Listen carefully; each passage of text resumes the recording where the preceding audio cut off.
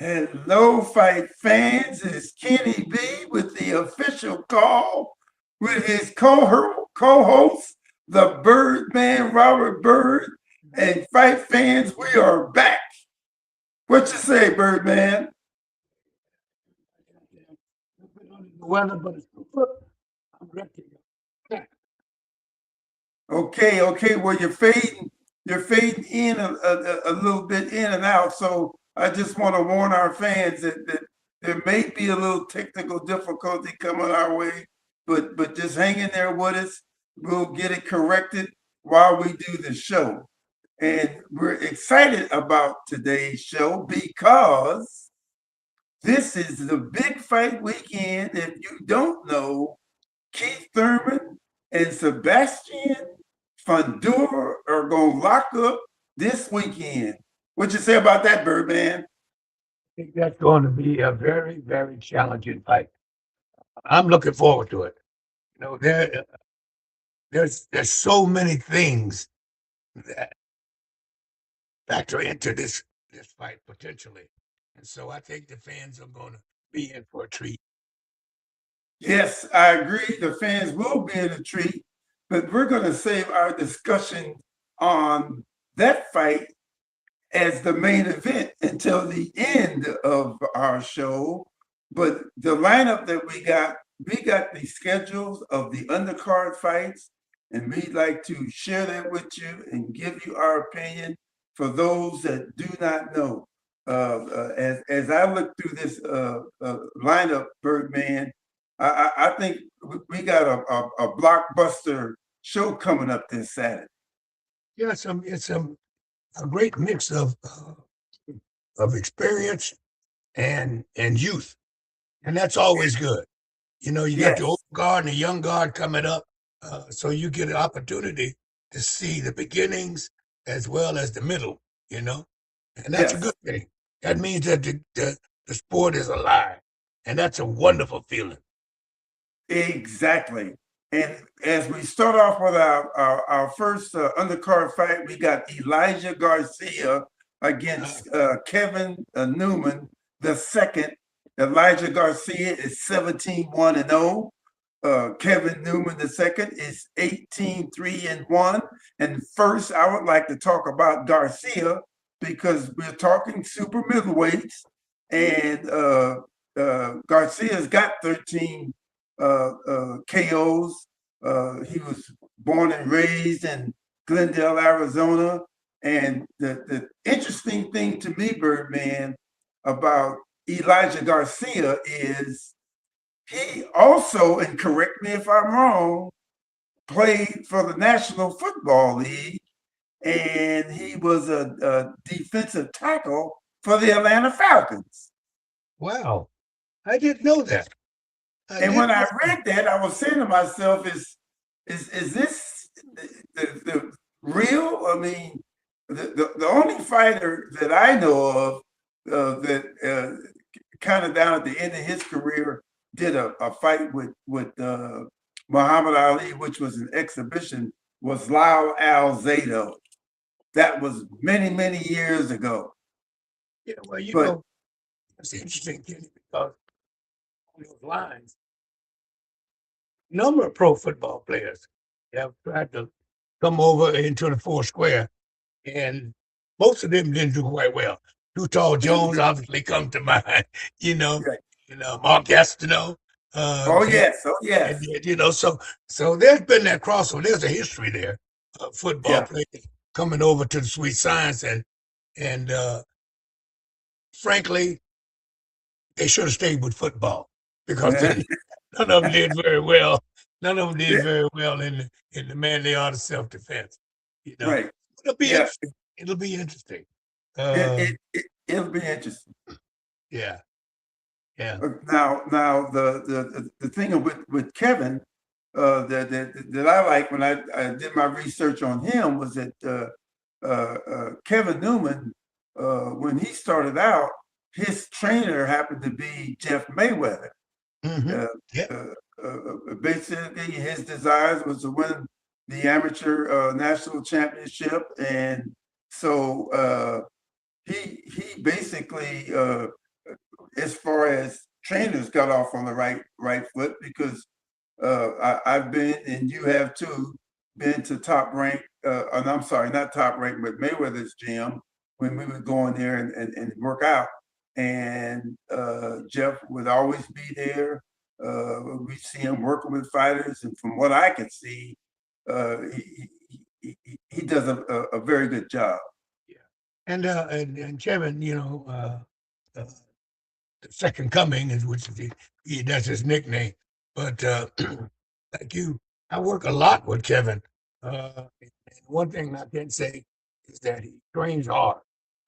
Yeah, He's always at Mayweather gym. I've done work with him there and at the Apex when he was getting ready to fight. He was actually getting Terrell ready for a fight. So he has sparred with some of the top names in the business. yeah, And, he holds his own. He's held his yeah, own and all that. And what I know about him is that he's sort of up and down. He's fought as high as light heavyweight, you know, yeah, and he's a good pro.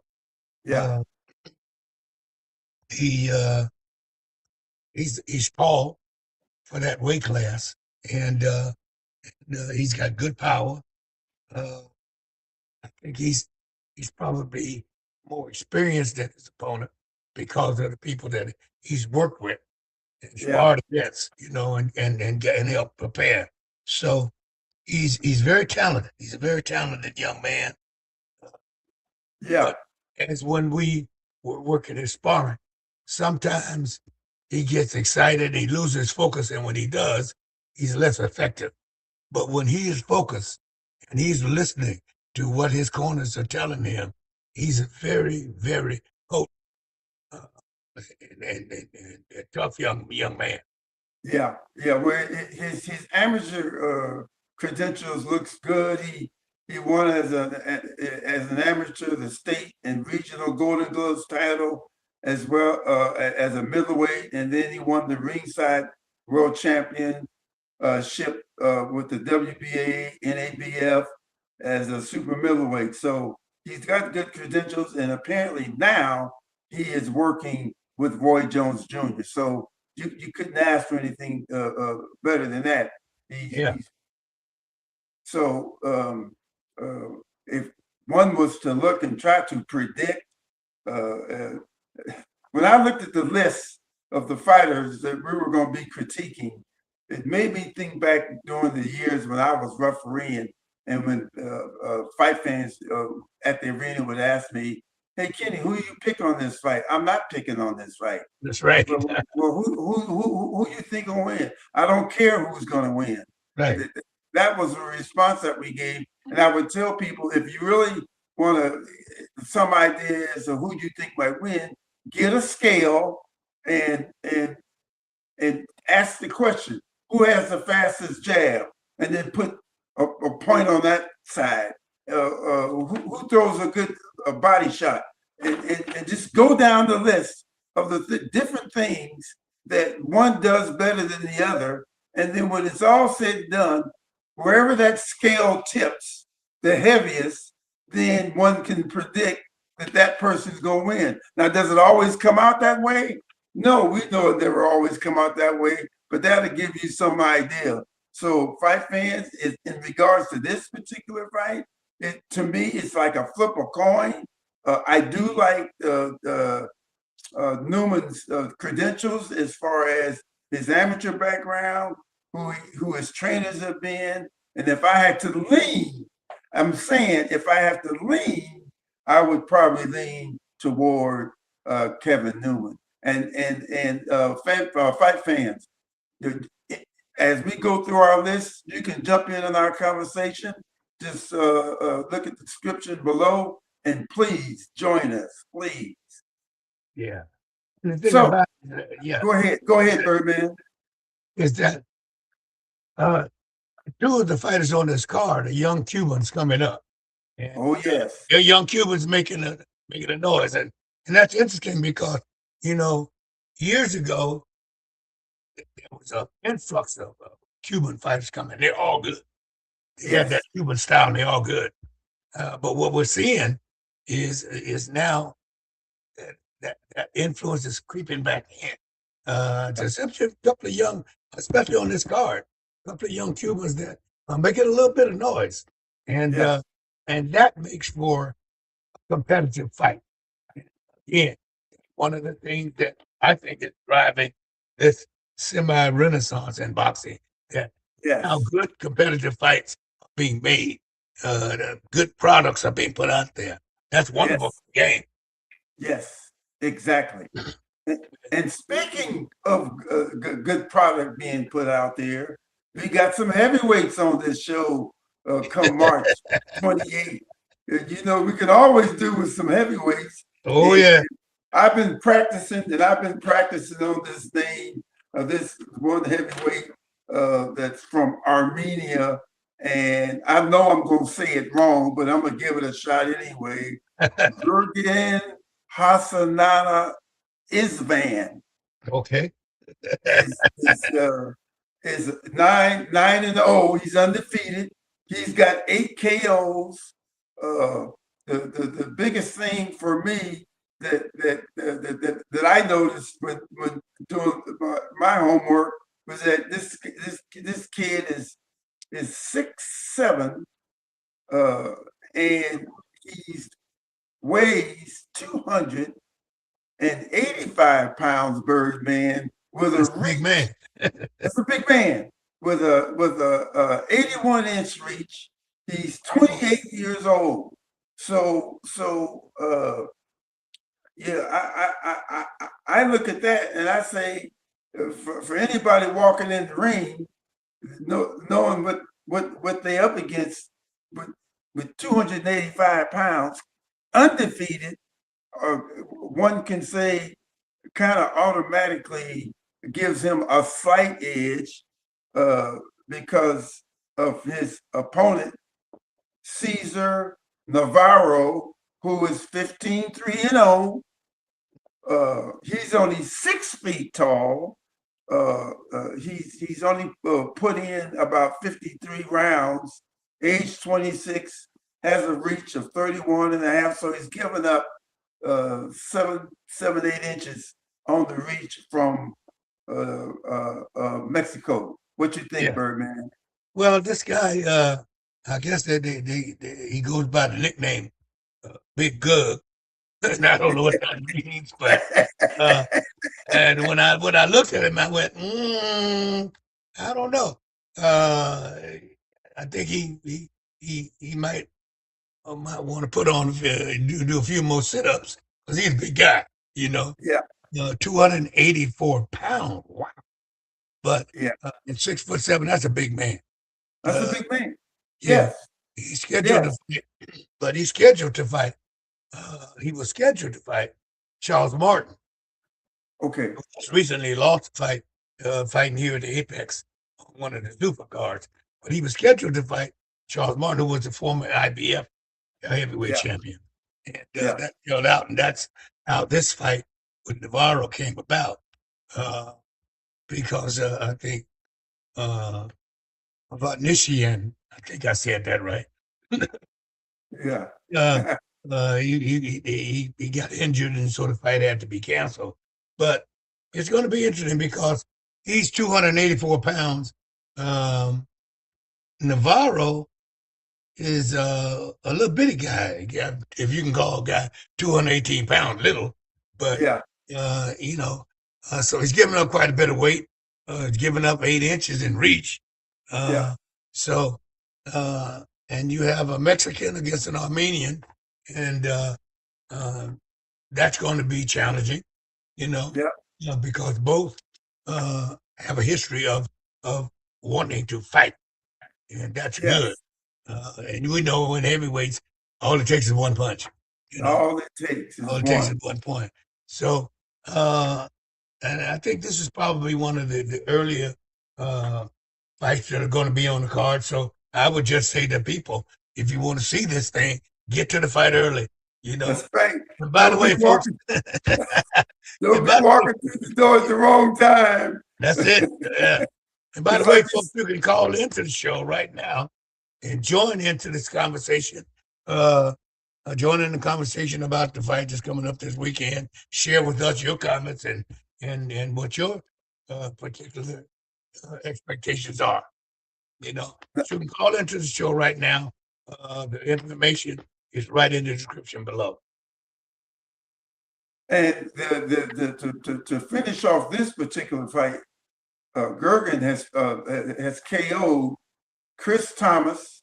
His ring record was 15-1-2, and he also KO'd Jajan Calloway, who was 11-3-0. So he hasn't been put in the ring with some slouches.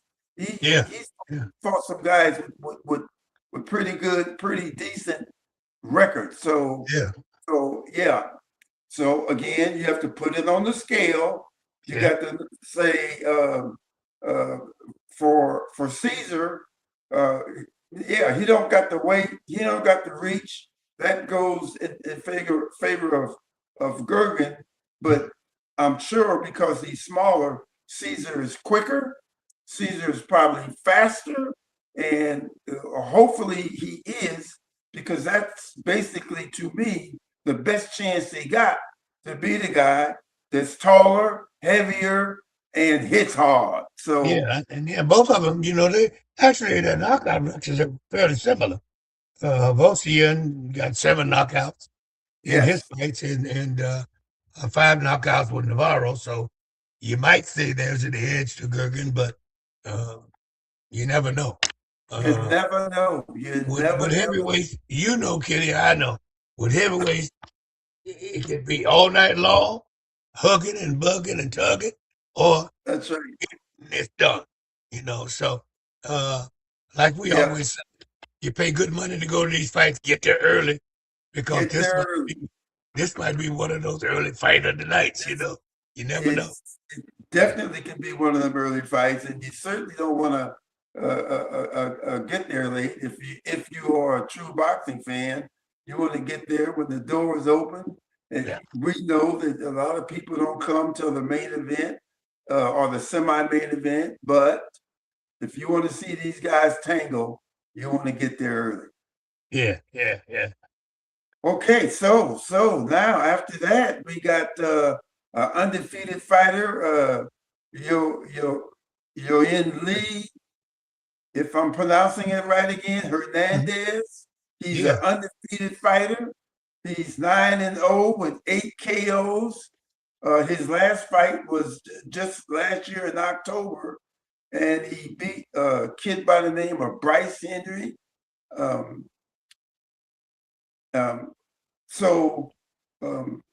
He's 28, and like you had mentioned earlier, he's a Cuban fighter. He's from Cuba.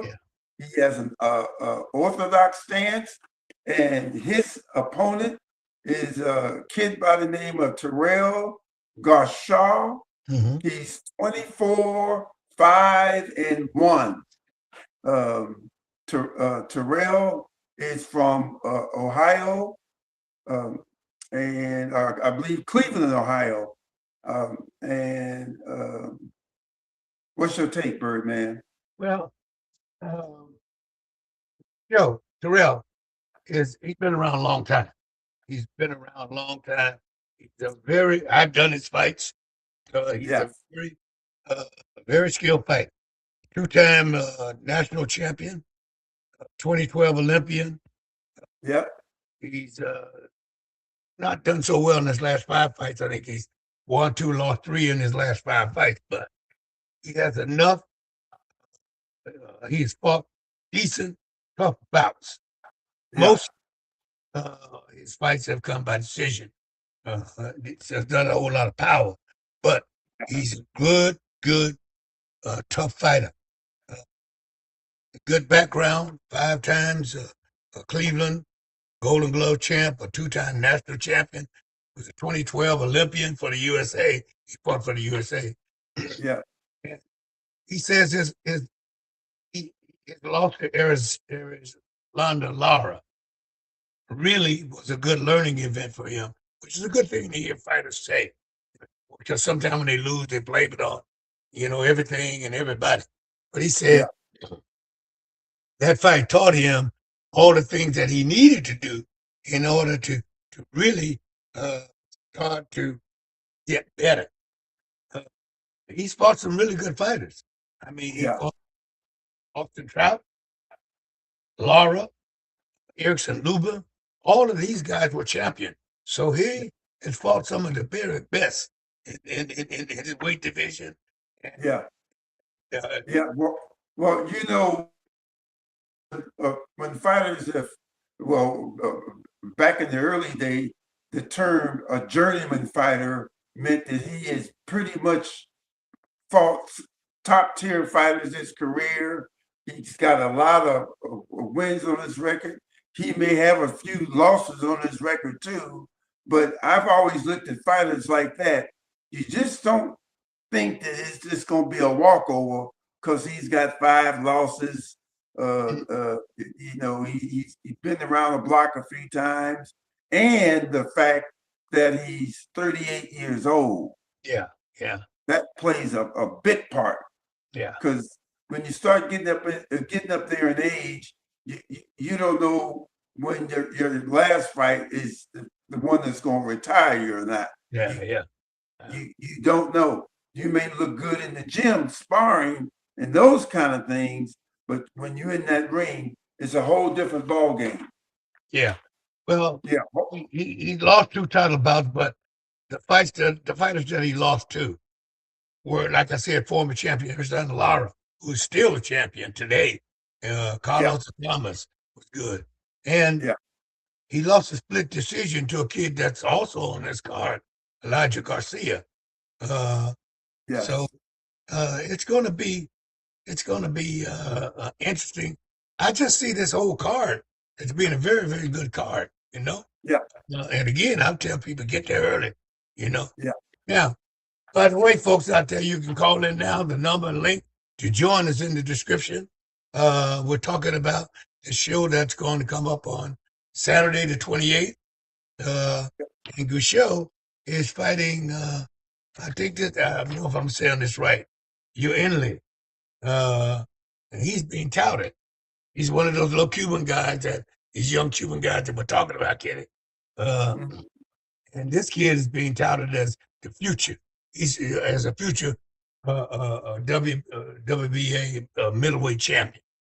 Yes. He's beaten tall for that weight class at 6'2".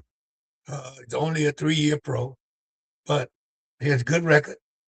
9-0, 8 knockouts. So that means he's got power. Folks say he's staying around too long while in the ring with him. Yeah. His last 3 fights have all been within 8 months, so he's been busy. He's Yeah. been sharp, you know. Those fights only won a total of 7 rounds, which speaks to his knockout power, you know. Yeah. He's effective early. He fights from the orthodox side, which is kind of a change for most Cubans. Fight from that southpaw side. This kid fight from the orthodox side. So, and you know, he's young, but I don't think that the Vegas lights are going to bother him because he's fought here. Yeah. He's fought some season froze here. One of the other kids that on this card, that's Keon Davis, who was 19-3-1 when they fought in May, won a unanimous decision. And he's got a small belt. He's going for that bigger belt. And folks seem to think that, you know, he's the future in the middleweight division, which is, you know, a stacked division, really. Yeah. Yeah. Well, he apparently, when he turned pro, apparently went to Russia and had a couple of fights in Russia before he returned back to Cuba. And then when he returned back to Cuba, he ended up then going to Houston, Texas, where he was being trained by, I think, Lonnie Shields. Oh, it's a good trainer. Yeah. Yeah, yeah, good trainer. And so yeah, like you said, they got high hopes for him. He's traveled a bit, and that's always good because fighters in different locations can bring you different styles, and you got to prepare for all different styles if you choose to advance in this sport, because you never know what you're gonna get. Well, you can know what you're gonna get if I your learned kid to deal with it. exactly. But he did. Or did you mention that he did lose a fight in his first defense against a kid named Abbas Burial? No, you did, but Okay. talk about it. Well, I'm coming from the same. Yeah. Well, we can scratch that. But anyway, um, um, we're looking at like you mentioned, some good fights, and the Cubans are definitely making a mark. Definitely. Yeah. Yeah. Fans, Now, who else tune we got in on this to card? the description below if you'd like to jump in and speak your word, give your opinions, shell it out. Yeah. Yeah. Now, another fight on this card, the other one on the young Cubans. It's young Cuban fighter, 154-pounder, 11-1 record, 8 knockouts. He's got a late ad to the Fundora Thurman card. He's been training to fight and said he was supposed to fight someone else, but because he was already in the gym, which is a great thing for a young fighter, because you never know when you're gonna get that call. Right. Uh, he said he's really ready for the bout. He's stronger, he's hungrier, he's smarter. Uh, so he's the current WBA interim junior welterweight champ. So he's going to be fighting a kid by the name of Brian Mendoza. And Yeah. Mendoza is no slouch either. When you speak about Mendoza, Mendoza, 27 bouts. He's got 117 rounds behind him. Just tipped over the age of 30. He's 32. He fights on the orthodox style. He's 5'10", has a 70-inch reach, which I think is good. He was born from Albuquerque, New Mexico, and Tellez defeated Julian Williams for the WBA interim super welterweight title. But then he lost his first defense. That's where I got my notes mixed up, to Abbas Barrio. Sorry about my mistake. Yeah. But 11 and 1-0 for Tellez. Hey, he's in the ballpark. I mean, Yeah, they say he's one of those young Cubans that yeah, it's coming up. yeah. And Brian Mendoza, I don't think he's a slouch. I think he's in the ballpark as well. He's 23-4 with I couldn't find out where his KO ratio was. I don't know if you were able to find out. Well, yeah. Well, let me tell you about this guy. This card, main event, features a guy by the name of Sebastian Fundora. Well, guess what? Mendoza beat the only loss on Fundora's record. Yes. Mr. Mendoza. Exactly. 27, he's 23-4, so he's been around a while. 17 knockouts, got a little pop. But he beat Fundora. He beat not Fundora by decision, but by knockout. Yes. He beat Fundora with KO in the 7th round. He then lost to another guy that Fundora fought 2 times and beat rather handily. One of them, I think, was Fight of the Year when he fought Tim Stu, Costa Stu's son. He beat him in the WBA title bout. So he Mendoza won that title and then he lost it to another guy that's a really tough fighter, Al-Sheikh, who was the WBC interim champ. So the only thing I think about Mendoza is that he's been off for about 15 months. So rust may be a factor since he's been off for those 15 months. But he's fighting to prove now that, you know, he belongs still with that elite class in that 154 pound range. So having fought, beat Fundora speaks volumes about him. He has talent. So, and this young Cuban, you know, is coming. The young Cuban got to know his record. And so, as a young Cuban, if I can beat this guy, will beat Fundora. Wow, you know what that does for my stock. So, like I said, this card is really a good card with a lot of intrigue. You know. Yep.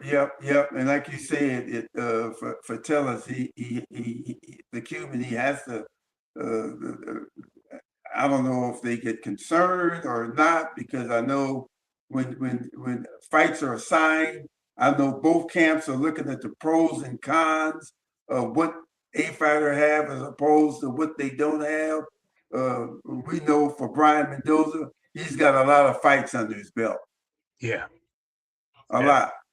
And for Tellez, you just don't overlook nobody when it comes to this business, because we've seen what happened when fighters look over at his opponent. It's not a good thing. It's not a healthy thing. No, you got to prepare to win. You got to prepare to win. I don't care who it is. That's right, because on any night, on any given day, you know, anything can happen in that ring. Anything can happen in that ring. Yeah. Yep. Again, fans, you can call in, and leave your comment. Number and link to join us in the description. I know some of you out there might hear that hoarseness in my voice, and I apologize for that. I've been suffering from a little bronchitis over the week, but I'm getting well. Let's do this. I'm a trooper, you know. Let's do this. You got one coming, Birdman. Caller there. Caller, you on the line? Hello, how you guys doing? Hey, we're good. We're good. How are you doing? I'm doing well. So I hear you guys talking about boxing, huh? And how you got absolutely. That's what the show's about. And how you can't overlook people. That's right. That's very true, because when you do that, what you've done is fail to prepare well. And failing to prepare prepares you to fail. Right. Absolutely. So that kind of goes back to a conversation that Kenny Bayless was having a couple months ago about training and sparring and how you should take it easy in sparring and can save it for the fight. Well, Kenny, I don't know about that. What do you think?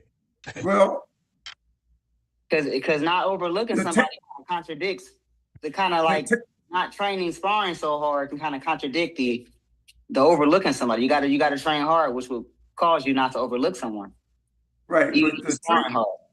But the other part of training hard is that you don't want to, in training, get into some slugfists that can either damage you or take what you got away from you before fight time. So, you know, trainers got to be very mindful of that, as well as the boxer.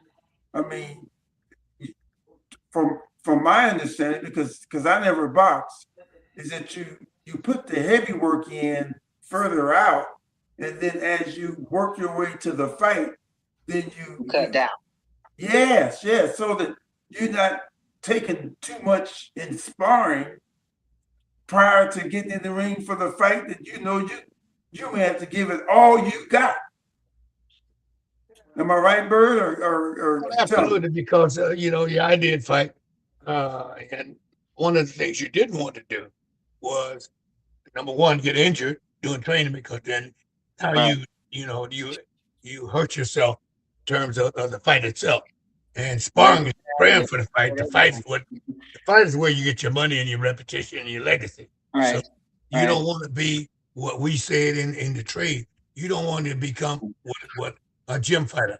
There are a lot of fighters who are great gym fighters, but they can take that and transfer it to the ring, where it's where you put it. So it's and I'm glad you brought this up, Colin, because what it speaks to is that back in the day, you had trainers who were very good at what they did.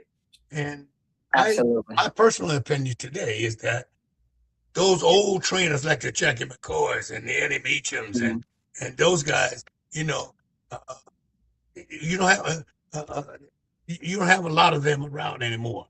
You know, and you have these wannabe trainers now, and they you know, everything's a left hook. You know, they don't teach the fighters the basics, and the basics will always be basically 4 punches. You know, a jab, right hook, a hook, and uppercut. And I kind of think the era that I come from with my, you know, small share in boxing, the coaches that I had, they kind of always kind of taught that if you gonna practice at the fight at the gym or in sparring, then you're gonna have the mentality of practicing when it really counts, and you're not gonna be able to transfer. Absolutely true, because you practice the way you play, and if you practice badly, then you're gonna fight badly. You know, Or if you're not practicing, you know, to that level, to rise to that occasion. And I know I've been sparring and around town, and I had some, you know, reps that kind of like I was able to learn from that would sometimes, you know, help out, you know what I'm saying, in their craft. And it seems like every time I sparred, it was always kind of like hardcore, you know what I'm saying? And if you let off the gas, it kind of seems like then you would be the one who's receiving it. So it's always kind of like you're trying to protect yourself at the same time as learn. And it doesn't seem like that's an environment as far as boxing is concerned for that. Yeah.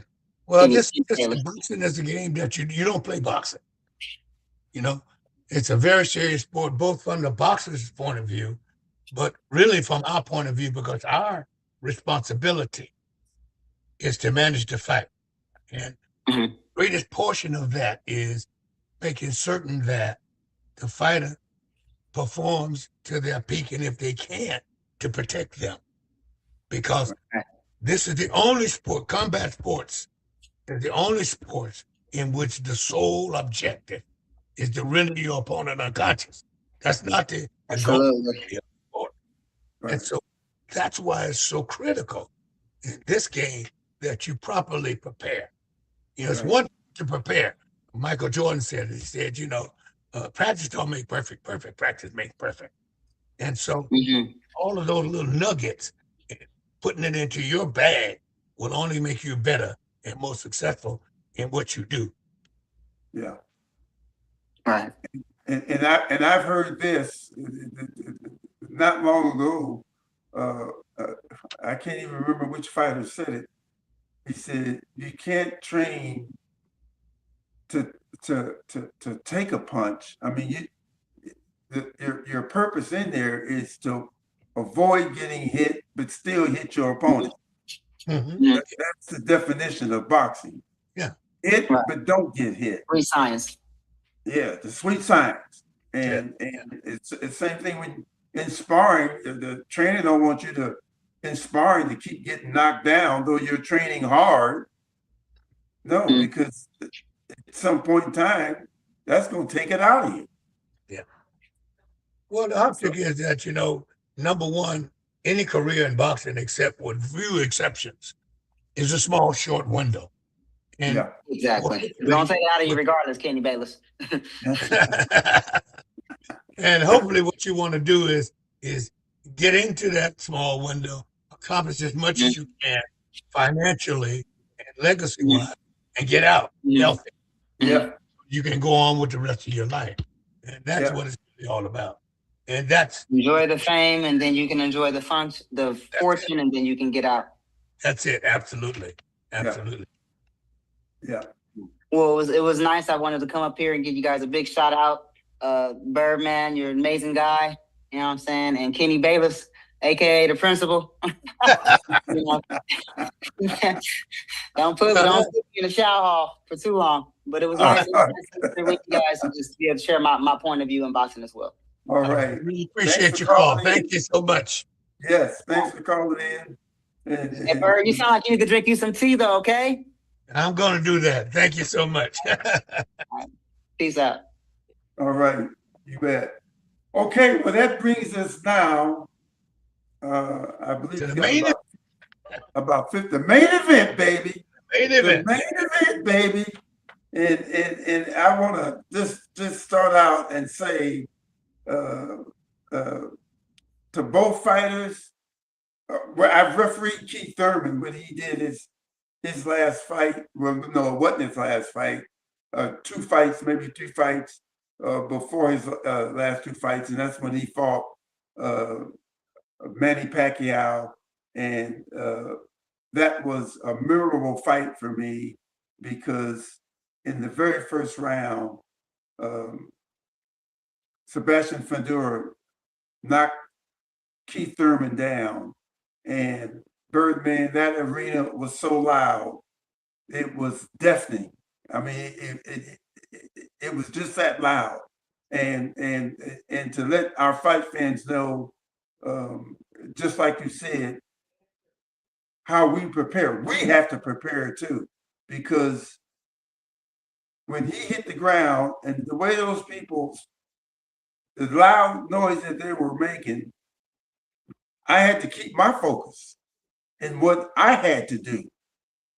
And you can really get caught up if you don't.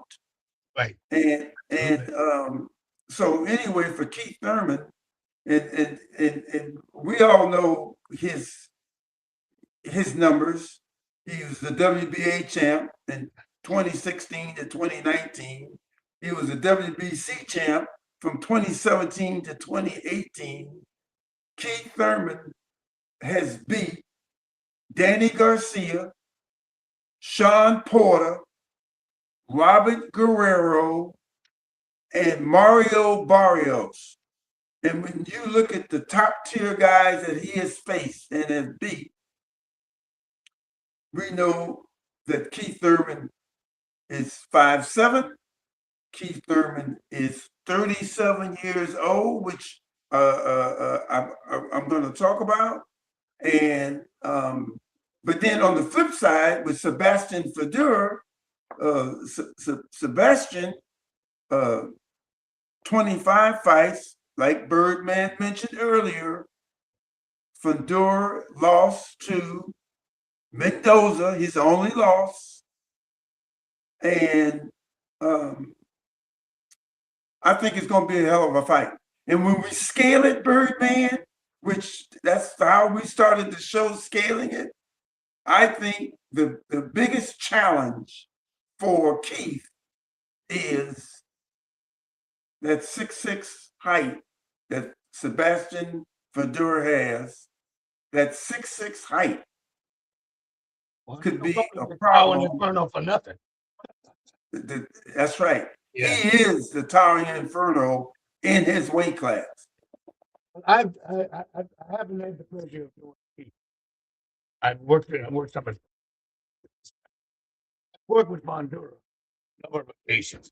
Now remember, one of the things, official, you know that you're in there to do a job. And I remember the first time I saw this kid,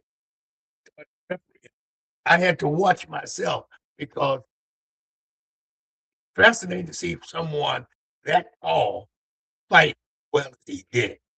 So you almost get caught up in watching him and officiating.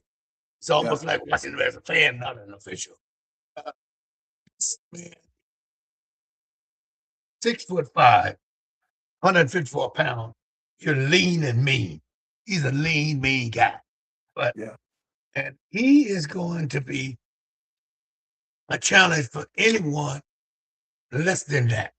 And it's going to really be a challenge for Keith, because I think Keith, as you say, he's 5'7", 5'8". So you're giving up quite a bit in height, and you're giving up quite a bit in reach. Okay. And the thing that's so fascinating about this fight, and I used to say it when I was fighting. He said, "Bird, what you gonna do?" Man, that dude, he's 5 inches taller than you. I said, "Well, what I got to do is go in there, chop your street out." And so, what he's gonna have to get in there and chop that tree down, or he's Right. not going to be very successful. The thing about Fundora is that even though he's tall, he fights. When he fights tall, he's very, very difficult to beat. When he fights tall, using his length, his height, his reach, he's a very, very challenging opponent. And he's fought some tough guys. That Mendoza fight was a good scrap. The fights that he had with Sue were some good fights. He's going to present a big challenge to anyone at 154 pounds. And but here's the difference. He can also fight really good in close. And sometimes he forgets I'm 6'5" with all this reach and all this stuff, and he wants to get down the trenches with you. He can do that. And so if he does do that with Keith, then the fight can shift a little bit. But if he fights tall, Keith Thurman is going to have a big challenge on his hand trying to chop that tree down. Yeah. Well, my question to you is, when you use the term "chop that tree down," that means that body punches is the easiest target for him to hit because Fundora is so tall. So the body punches that he throws have to be meaningful body punches to chop the tree down. Yeah, when you have that dynamic in a fight, the person who is on the shorter end of that, normally they're going to have success by one, attacking the body, but you got to get there. You got to get inside and do that. And the other thing is, those are showed that. The other thing is the overhand right. If you can get over that, to get that overhand right in. So those are the two things that a person with those dynamics in play are going to have to do and do well. Right. Because if you can do that well, then it become a challenging fight.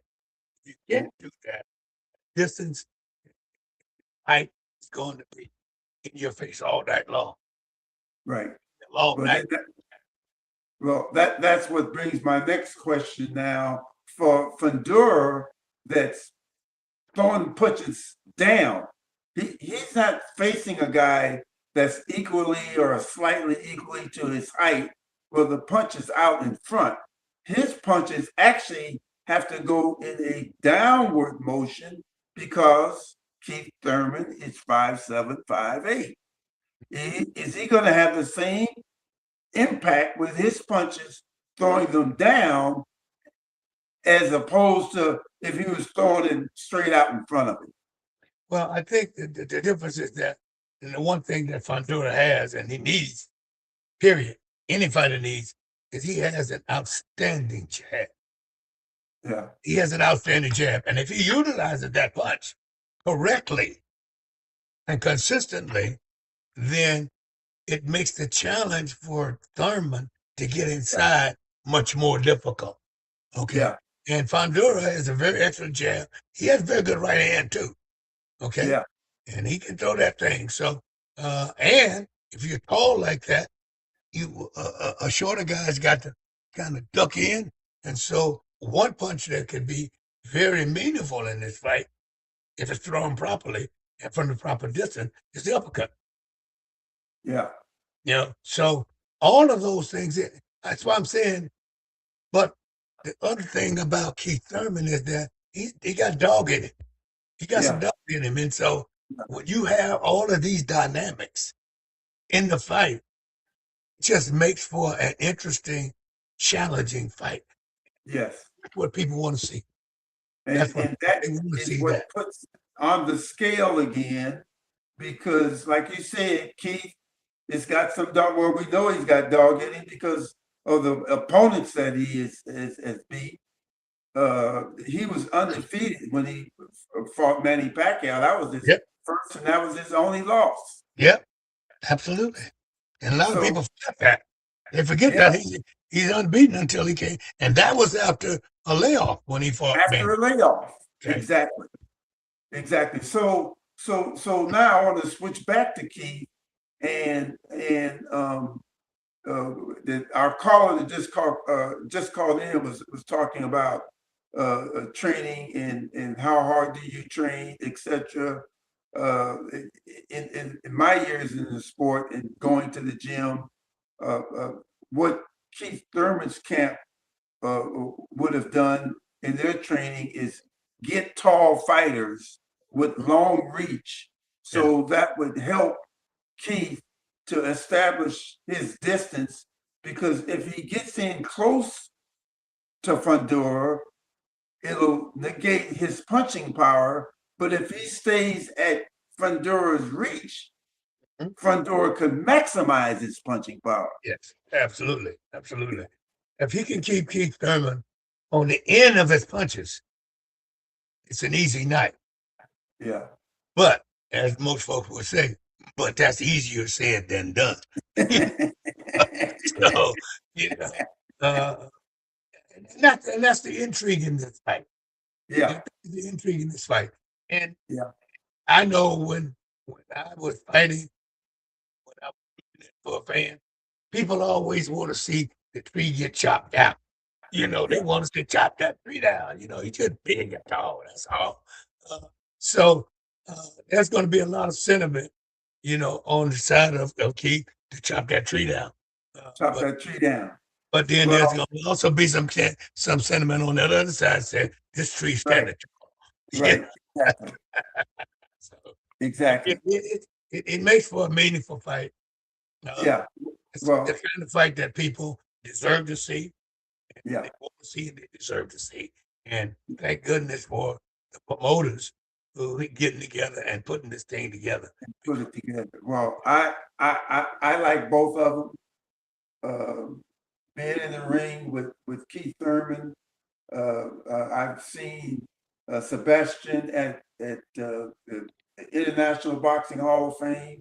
He's very visible. The fans love him. The fans love both of them. Yeah. I think we're in for a treat, because we know what it's going to take from both fighters to be successful. Again, I'm putting it on the scale. There could be a lot of weight on one side as far as how it's tipping, but for the fact that I love, I'm gonna hold off on this one as far as the prediction, and just hope that the both of them will come out healthy and exit the ring the same way they entered the ring. Absolutely. And for all our fans out there on the official call, Kenny and I interviewed Keith on the official call, and if you tune in Thursday, that interview is going to be released for you all. It was a really interesting interview, a really likable young man, a lot of confidence. He ain't no scared in him, you know. He's very, very confident in his ability. Just a really nice man. I think you tune in, you're going to see that for yourself in the interview that we did with him. And that's going to be released on the podcast, on the official call on Thursday. Yes. So, fans, I think that wraps up our show for this week, or at least for the live stream. And we want to thank you for tuning in. We want to thank our caller. Shucks, we should have got that caller's name, Bird. I didn't recognize his voice or anything, but he says he's a boxer, and we appreciate his call. And as we always end our show, and remember, what I say, you must obey. I love that. We want to thank all of you guys out there for watching the official call live today. We do this live once a week. And let me tell you something. If you call in and want to work with us, we're happy about that. So let's do this.